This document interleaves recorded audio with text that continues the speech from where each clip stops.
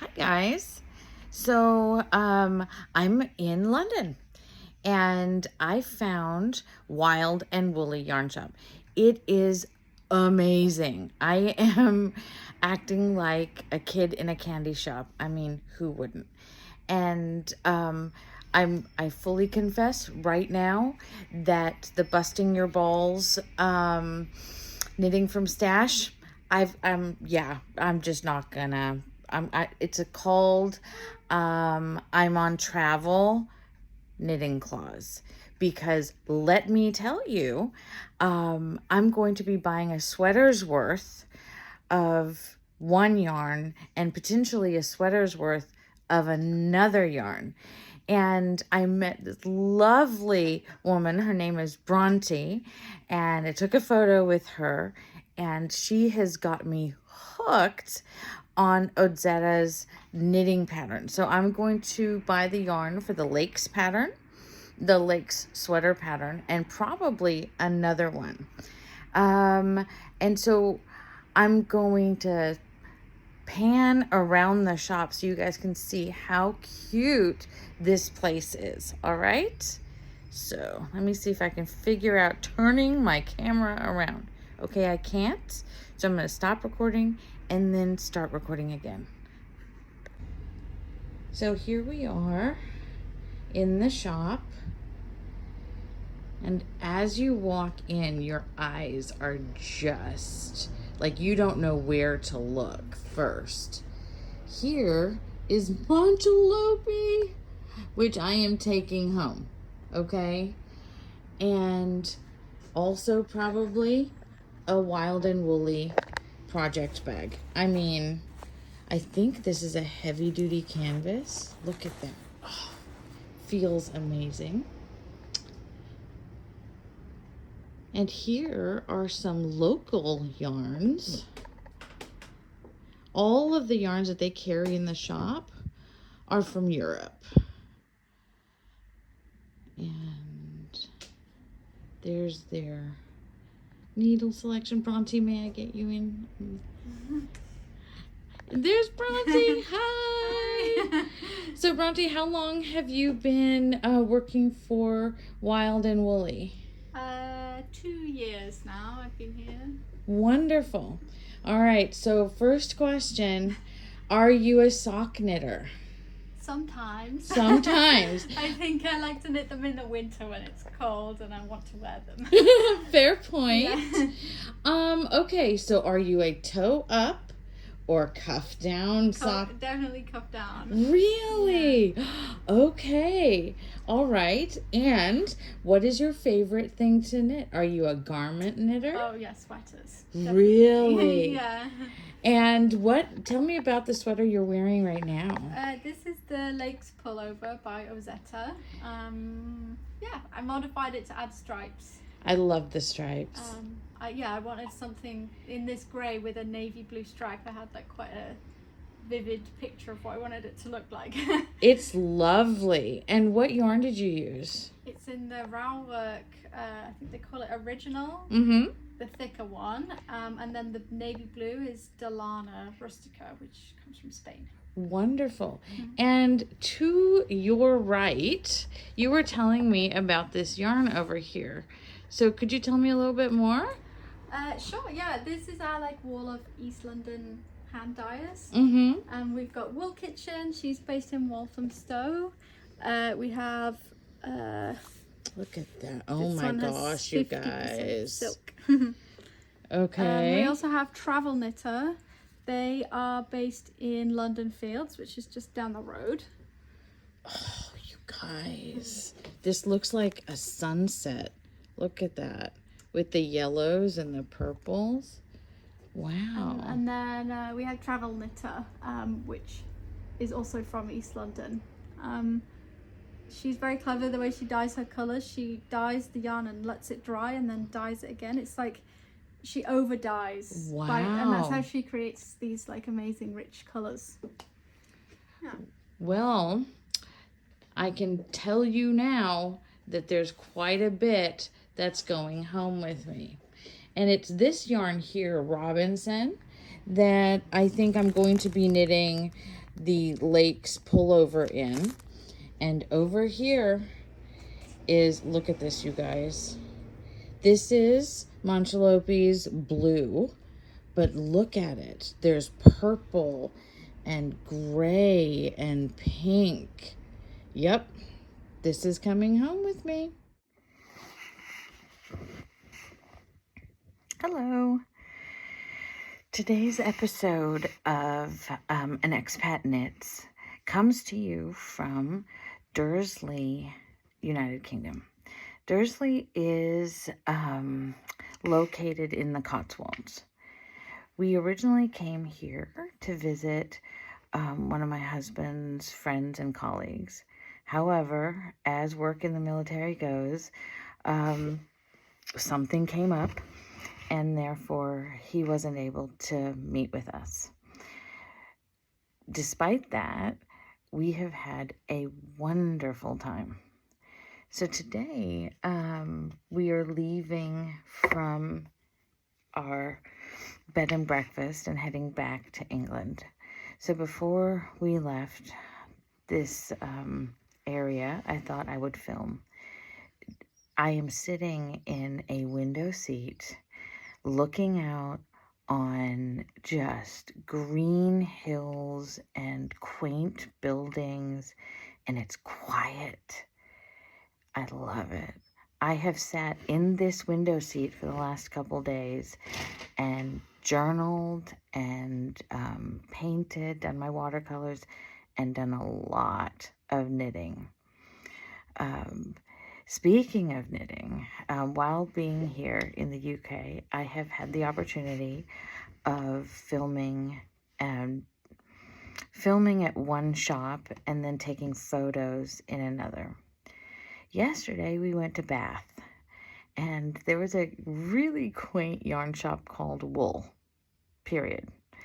And it's located in this corridor, and they had quite the selection of yarn. And I picked up some gorgeous, let's see, well, I have it right here, might as well show you, British blue wool. And it's by Erika Knight, and it is dyed here in England. And it's pure British blue-faced Leicester wool. I never know how to pronounce that. Leicester or Leicester? Somebody help me with that. Anyway, this is just so smushy and soft. And I happened upon one of their shop samples that was Missoni Accomplished, that had been knit in this yarn and this one. This is Kremke Soul Wool, and in the mood surprise, it's mulesing free, extra fine merino. This is about 50 grams, and it's 125 meters. And the colors, this colorway is called Joy. I just loved it, and it's a surprise. I won't know the full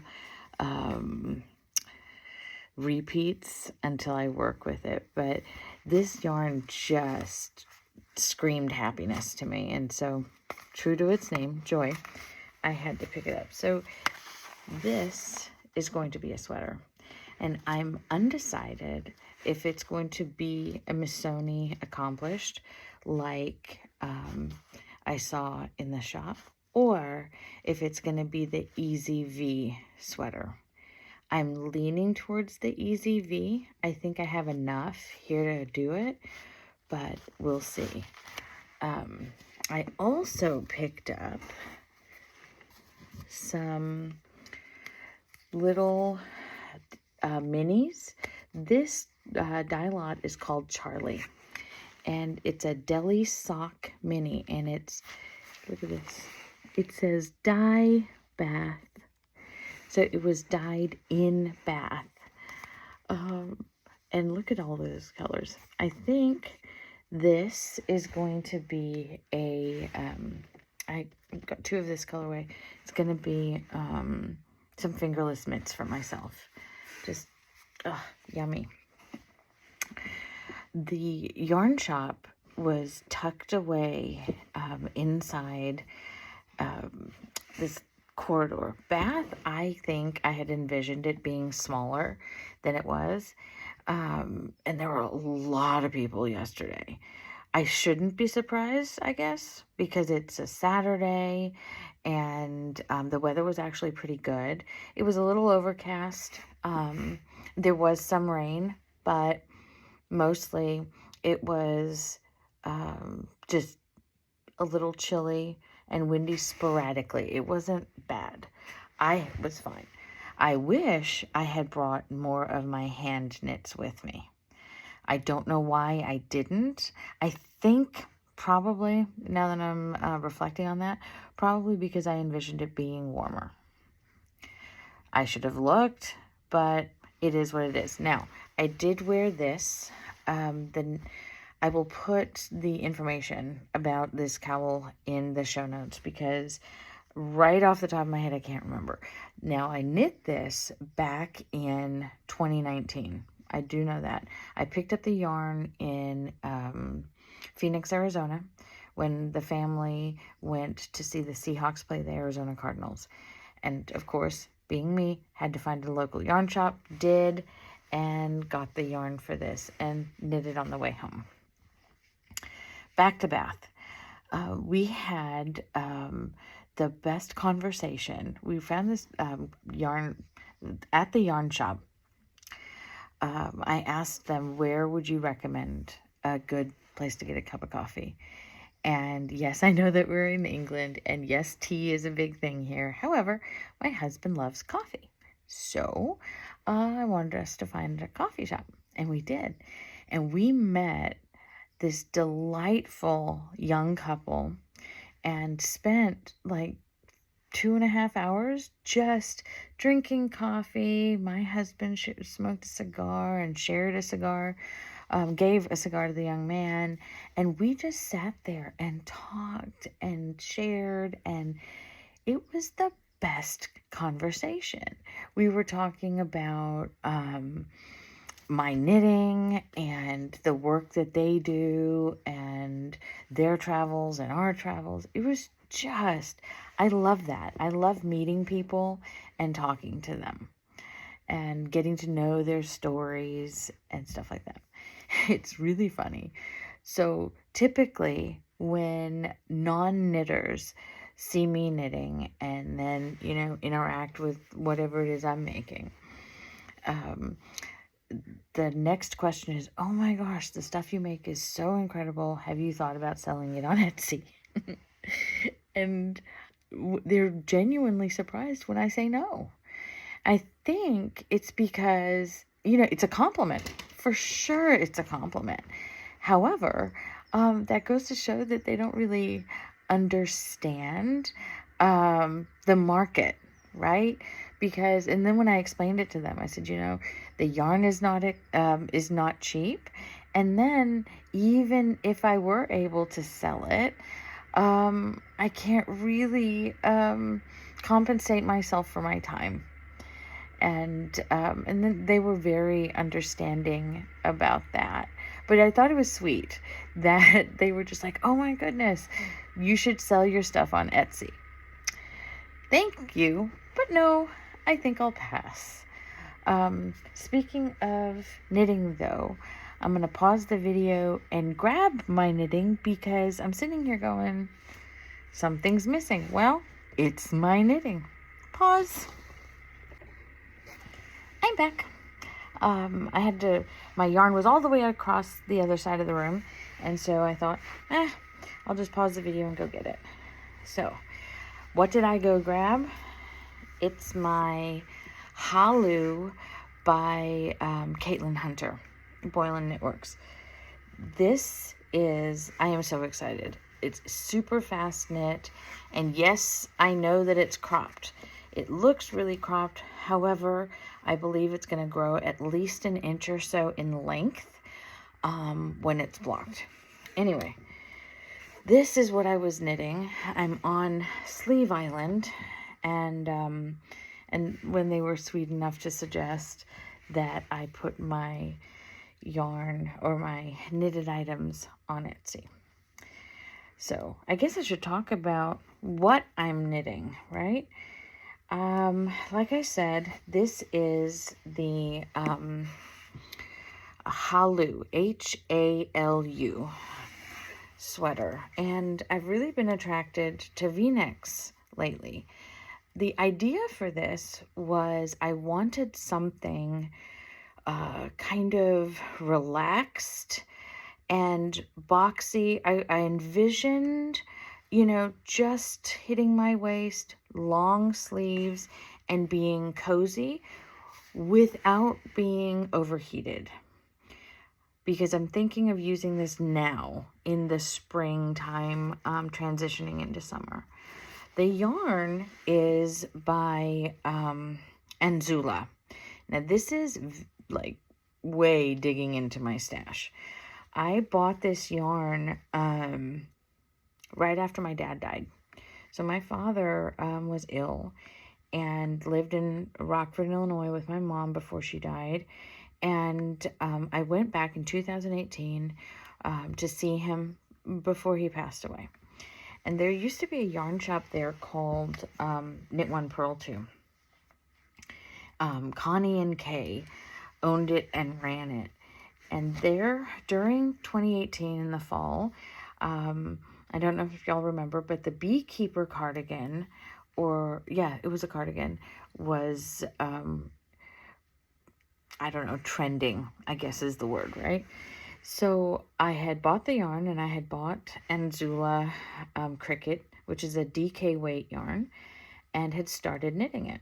Well, fast forward to moving out of my house back then, a couple months later, and having to put this project down.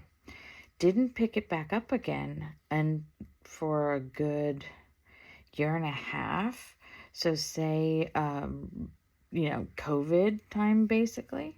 And unfortunately, when I opened it, I found that moths had got to this yarn. I was not going to sacrifice this yarn. So I took the entire sweater. I mean, I had done the body and ripped it out and, tied knots basically and rescued the yarn, washed it, etc., etc. And it's been sitting there waiting for me to be ready to work with it. The yarn itself is very sentimental because Connie and Kay have become dear, dear friends of mine. They support my sister in her knitting needs. Even though the shop isn't there anymore, Kay is amazing. Both Connie and Kay are amazing at teaching, and they help my sister whenever she has a pattern question or needs to learn a stitch or read a pattern a certain way. All she has to do is text them or call them, and they're right there. So this yarn, every time I look at it or interact with it in any way, all I think about is Kay and Connie and them being there for me and my family, mostly my sister, my daughter, and I, who are the knitters, during that really difficult time. And there was no way that I was going to get rid of this yarn. So I pulled it out because I've been having just this urge to not just stash dive for the busting my balls thing, but also just because I know the yarns that I have, some of them stick out in my mind and I want to reach for them and make them into something. And this was one of them. I've been missing my parents a lot lately, and that isn't to say that I don't miss them regularly. I do. It's just there've been some transitions in my life and the birth of my nephew and things like that make me really ache for them not being here. but I know that they are in a better place and they're healthy and whole, so I can't be too sad, but I do miss them. Anyway, getting back to this sweater and this yarn, when I came across the Halu pattern, I knew instantly that this was going to be the pattern for the yarn. Now, I have a fear, deep fear, of running out of yarn.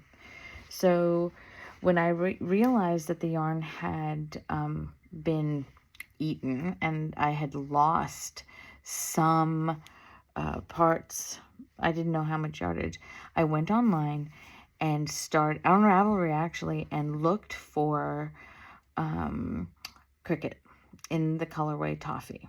Now, anybody that has bought yarn for a pattern or a sweater or a large project will hear from the yarn shop, make sure you buy enough and you make sure that it's all the same colorway or dye lot. Very, very important. Why is it important? Because if you look, you can tell that this and this are different dye lots. Now, my husband and kids are like, Mom, you really can't tell. I can. So what I did was I faded this hank into the rest. Fortunately, because of the lace and the fact that this is more of a cropped sweater, and also the beekeeper was a very dense stitch pattern, and this is not, this is lacework and stockinette, I'll have plenty to finish this project. And a part of me was like, oh my goodness, I should rip it out. No, I'm not ripping it out. We're going to keep it the way it is, and we're just going to finish it. So this yarn, and it's living up to everything I wanted. Smushy and soft and yet light. When I took it to the yarn shop, and when I took it to Heidi's, more than one of the knitters was like, oh, it's going to be too heavy. You won't wear it. And you won't wear it, you know, it'll be too heavy for the spring and summer. No, I will wear it. I'm, in fact, looking forward to wearing it in the next few days. This is going to be sweater number 6. And I will have it done before the end of the month. So I'm trucking right along with my knitting a sweater every month. I know that I'm ahead of schedule, and that's okay. It's actually really good. So, funny story about the last sweater that I knit, the Whiskey Neat. It hasn't blocked yet, but it's going to. And when I do, it's going to be huge. How do I know this? Because my husband can wear it now, unblocked. I put it on and I went, you know, this is about the size of the sweater that I knit for you. I was talking to him at breakfast. And I said, can you humor me and just try it on? And he did, and it fit. And so I know that when I block it, it's going to grow some more. And it'll be the perfect length for him. Right now, he says that it's a little too short.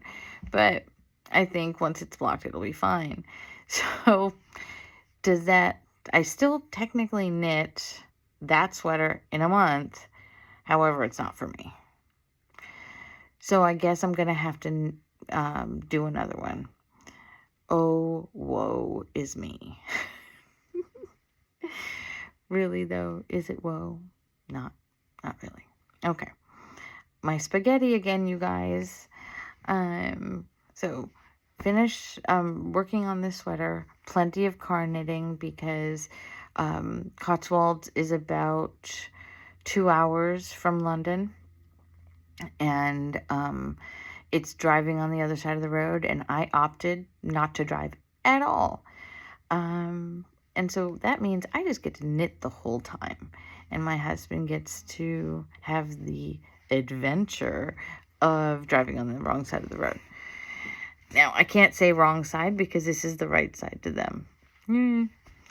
But the other shop that I stopped at was called Woolly. Of course, I would forget the name. But it was such a sweet shop. And I have some video, and which I will insert. And the young lady's name is Bronte. And she was delightful. Oh my goodness. And because of her, I'm going to knit a summer version of the sweater that she was wearing. And her sweater was Lakes by Odessa Knits. Again, it'll be in the shop in the show notes. So I found, she showed me this yarn. It's called Robinson. It's a French yarn, and it's made out of recycled cotton. It's 70% wool, 28% recycled cotton, and 2% other fibers that are recycled. It's in French, so I can't quite make out everything. I would say that this is a light worsted. It's being knit on 4 to 4.5 millimeters, so that's a 6 or a 7 yarn, 6 or 7 US needle. This the sweater you'll see in the inserted footage is a striped sweater. So I decided to go with a pale pink main color, and this, it's like a purpley, pinky, gray stripe. It is so pretty. And this beautifully matches the Manchelopis that I found at the shop. Look at this. Okay, I have shadow and light, so I don't know if you can see it, but this is Manchelopis blue. I don't see it being a straight blue. There's gorgeous pink and navy and purple and gray, a cool gray. So I was able to get 4 of these. And I haven't knit with Manchelopi before. I've purchased Manchelopi and it's sitting in my stash, but I haven't actually knit with it. It comes double. So 4 of these, they're 100 gram plates. Should be more than enough. Having knit with Nutiden, I know that 4 of these 400 grams is more than enough for a pullover for me. I'm interested to find out if this is, because it feels next to skin soft, and it doesn't feel itchy on my face. Now, that said, Nutiden doesn't feel itchy on my face either. However, after it's been knit, it can be a little itchy on my arms and my torso. So we'll see. I don't know. But I'm really looking forward to knitting with this. I have some ideas for it. Back home, I have pink and white, because that's all Naima had at in her shop. And that was the first time I had seen Manchelopi. So I think this will also be striped in the event that I need more yardage. I doubt I will, but if I do, I will stripe and add some other colors in there.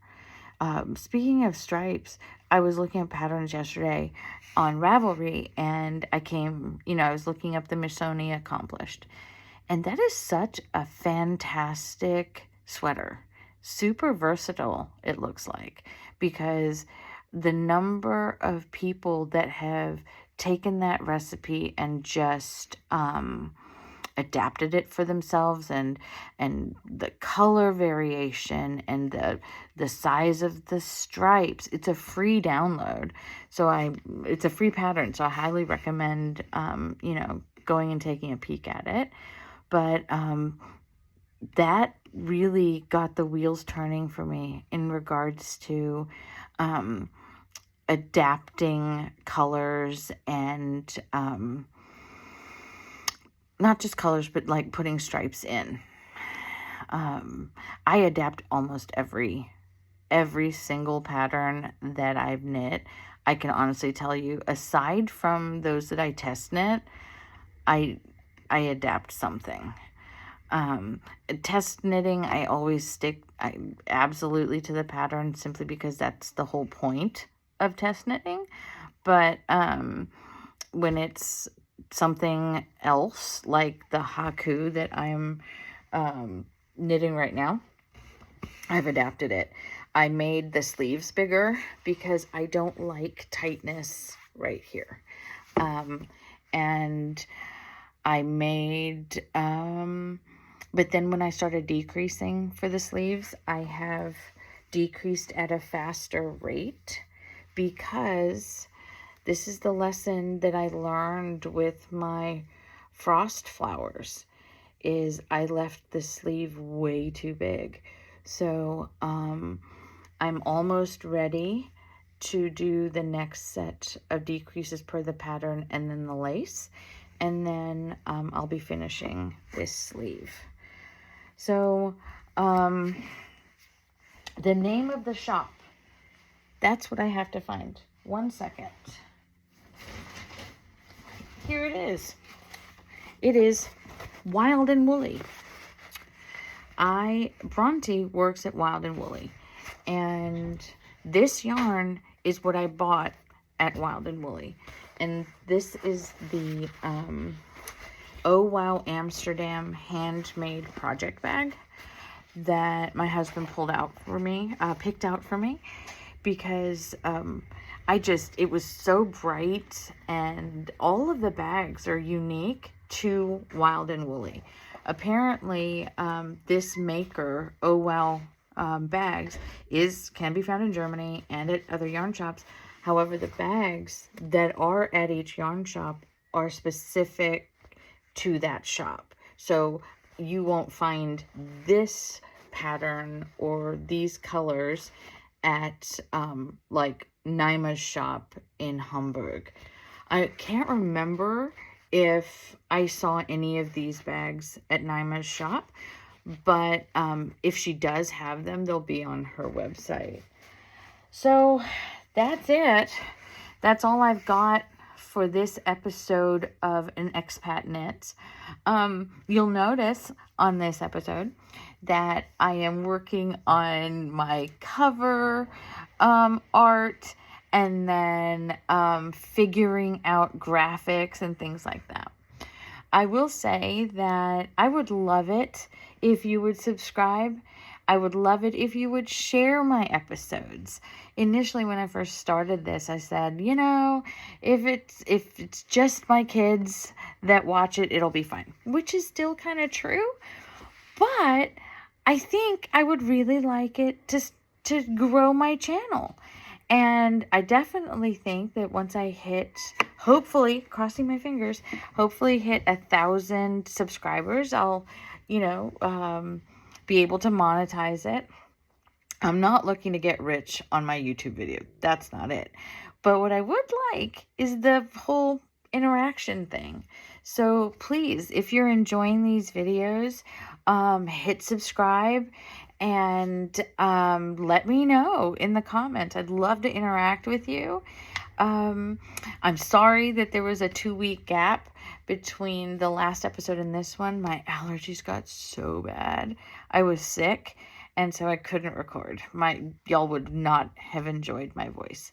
But anyway, thank you for being here with me, and for knitting along, and for giving me the opportunity to share my travels with you. So at the end of this, I will insert some footage of Dursley, and I will see you next time. Bye. Shoes.